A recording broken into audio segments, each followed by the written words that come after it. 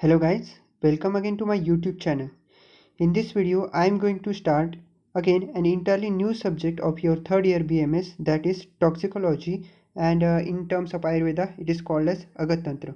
So in this video, I am gonna take some introductory part before we can start the actual main part of the subject. So in this video, I am gonna take Vish Vargikaran. So let's begin. First point is विष के वर्गीकरण.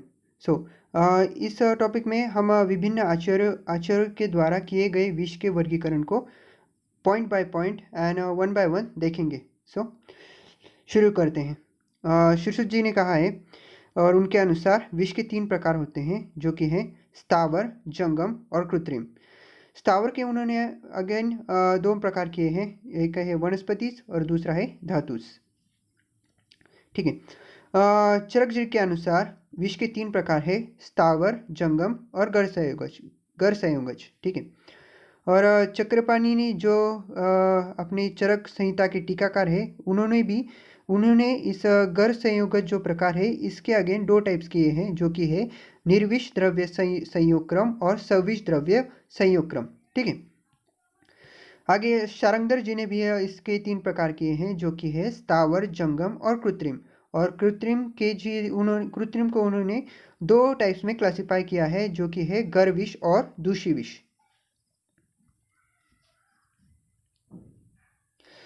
ठीक है. यहाँ पर अष्टांग हृदय अनुसार भी क्लासिफिकेशन दिया गया है, जो कि है अकृत्रिम और कृत्रिम. अकृत्रिम को अगेन 2 टाइप्स में क्लासिफाई किया गया है, जो कि है स्थावर और जंगम.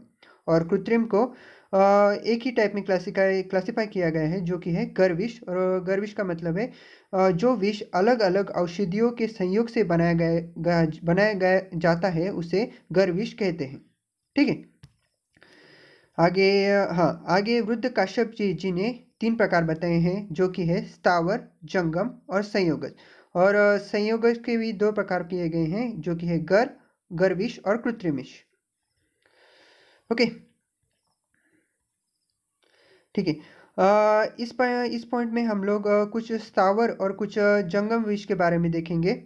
इसके लिए आपको एक टेबल बनाना होगा, जैसे कि मैंने बनाया है. इसी टेबल से हम ज़्यादा समझ पाएंगे. आप भी ऐसा ही कीजिए.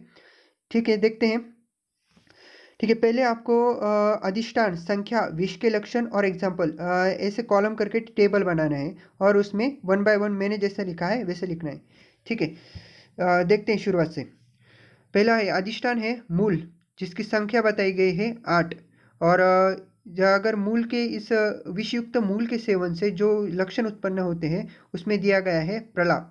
और इस मूल किन किन वनस्पतियों में ऐसे विषयुक्त मूल पाए जाते हैं, वो है कन्हेर, गुंजा और विजया. सेकंड है पत्र, उसकी संख्या बताई गई है 5. और इसके सेवन से जुम्भा, शरीर में ऐंठन और श्वासोश्वास में कष्टता, यह लक्षण बताए गए हैं. और इसके एग्जाम्पल्स है करम्ब और महाकरम्ब.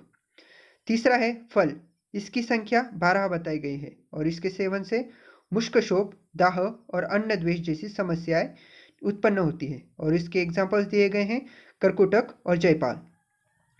चौथा पॉइंट है पुष्प, इसकी संख्या बताई गई है 5. इसके सेवन से वमन, आत्मान और मोह ऐसे लक्षण उत्पन्न होती है. और इसके एग्जाम्पल्स है कदम और वल्लीस. आगे जो 5, 6, 7 है उसको हमने एक ही टाइप में एक ही रखा है, और उसकी संख्या बताई है 7. और इन तीनों से अगर इनमें से तीनों का किसी का भी सेवन किया जाए तो उससे कौन कौन से लक्षण उत्पन्न होते हैं, वो है मुख दुर्गंध, कठोरता, शिरोरुजा और कफस्राव. और वनस्पति है नंदन.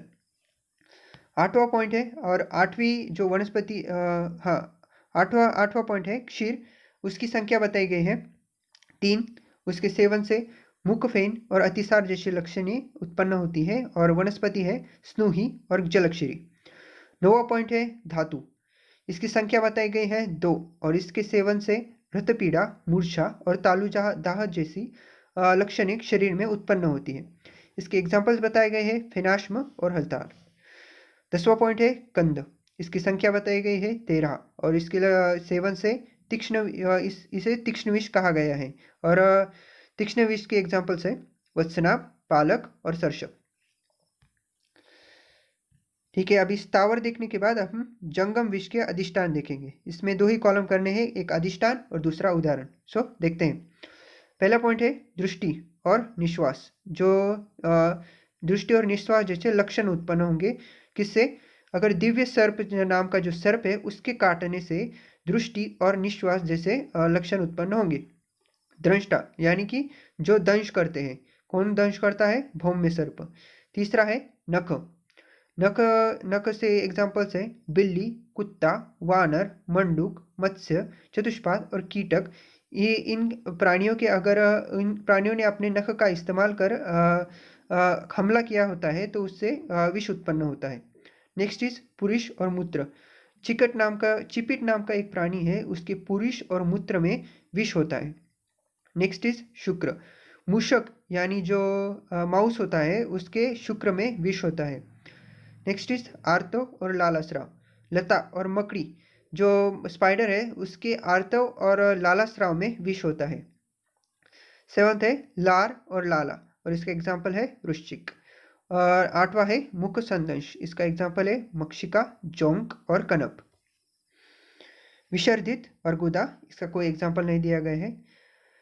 10वां है पित्त, इसके लिए एग्जाम्पल दिया गया है शकुली मत्स्य और वर्टी मत्स्य।